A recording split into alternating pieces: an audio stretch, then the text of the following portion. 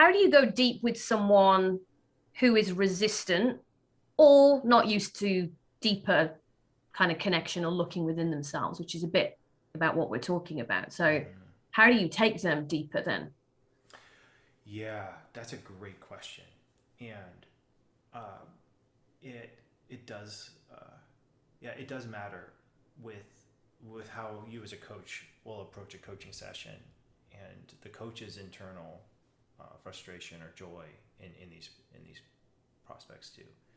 Um, the the the best part, or the part that is exciting to me, and the insight that I'd like to offer, um, is if a coach is feeling frustration that a client isn't going deep enough, the the offer is, or the insight is, what would craft, or how could you increase your skill to craft questions to invite clients to go deeper and focus your energy on increasing your listening, your ability to craft those questions, the ability to maybe not ask a question that goes, let's say on a scale of depth, like goes immediately to the deepest level, but what if it goes halfway?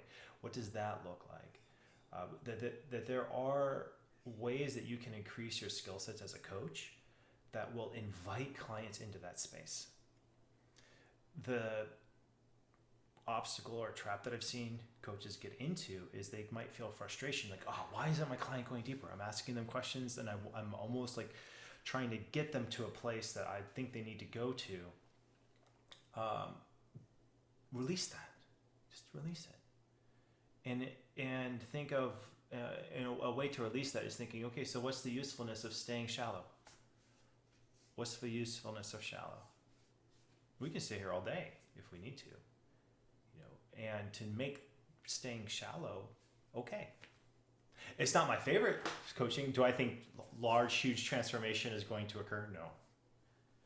But it's also hard to know, even simple questions for clients. There's so much that goes on under the surface. Just them saying something out loud as a coach, you might not know huge things are being moved internally by very simple questions. It's hard to know. It's hard to judge, what's what's happening on a larger scale. I love that, John. I love the way you said that. It's the invitation. You're inviting your client to go deeper, and then thinking about the kind of questions you craft, keeping it simple. And I think the other thing I'm curious about sometimes is, are we looking at things from our own lens or perspective? What is deep for me is not the same level of depth for my husband, for example, or other people. Right. So what does depth actually mean to the individual? And I've been doing this kind of work for such a long time. You have, I mean, I love it. I want to keep going deeper and deeper. I think there can be a fatigue sometimes that sets in for people who aren't used to this level, or it feels unknown, it feels unsettled. They're bringing stuff is coming up that they're not used to. Um, there definitely is some of that, and I think that at the more advanced stages of coaching development, there's a confidence in the listening of the coach. There's an ability to even hold space and hear things that I think might at one level seem shallow, but on other levels there's so much depth to it. And I remember when I was a beginning coach, I was such a, like, I call it my puppy face, my coaching puppy face, where I wanted everything to be this awesome, like, amazing session, and I would have these sessions which I think were amazing, and then clients would come back a week or two later and go, meh, it was okay. And I said, no, it's not. You're not allowed to just think that's okay. You have to think that was amazing, right? And then other times I'd have sessions where I would think it was meh, and then they would come back and say, that was amazing. I can't believe it. That was an amazing session.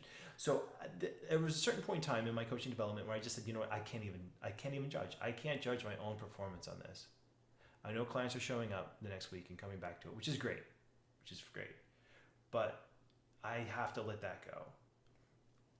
oddly enough, once I let that go and then just got more experience with it, now I feel like I have a better handle on, okay, I can hear the value being created behind what they're saying.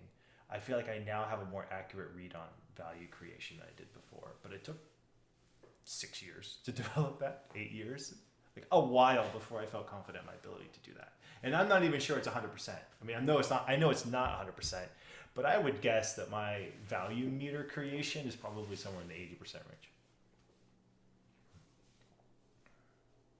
Yeah, it's having patience with yourself during that, isn't it, as well? And the power in the simple question. I was on a meeting earlier where, I do the women in leadership programs, and now we've got an alumni, and we're going to be doing an activity tomorrow. And we had a few minutes left, and the mentors asked me, they're like, "Oh, we see that you ask really great coaching questions when you're like in the group coaching space. And can you share some tips and ideas and things with us?" And I was like, well, one, I've only got 5 minutes. So that's not, years of kind of learning and crafting this. But this is what we were talking about. I've given them a few simple questions. And I said, it's the power in the simplicity as well. I mean, I still ask myself every day, what did I learn? It's not necessarily an all singing, all dancing question, but it inspires me to think differently and capture all kinds of ideas when I ask myself that. And it's a very simple question, isn't it, really? Right. Yeah, I mean, it's amazing, I think, how whenever somebody wants to up level one area of their life, or they want to start a new career or a new project or really new anything that they haven't done before, that there seems to be a series of, let's say, smaller challenges that don't fit the larger paradigm. For instance, like let's say you're starting a business and you're messing with a phone application, like a phone app, and they're charging you an extra $25 or something a month, right? Or whatever it was. And it gets the kind of thing where it's just not fair. It's not what it's the principle of it. And believe me, there were times when $25 was a really big deal sometimes, it's like, I get it. And when you're thinking bigger and thinking, okay, this is the larger transformation I'm after in the world. This is the larger vision that I hold for myself and my practice.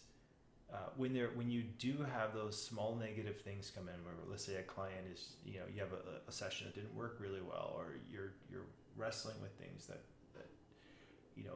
don't really apply. There is an inner discipline to be able to put all of those things aside and to focus on the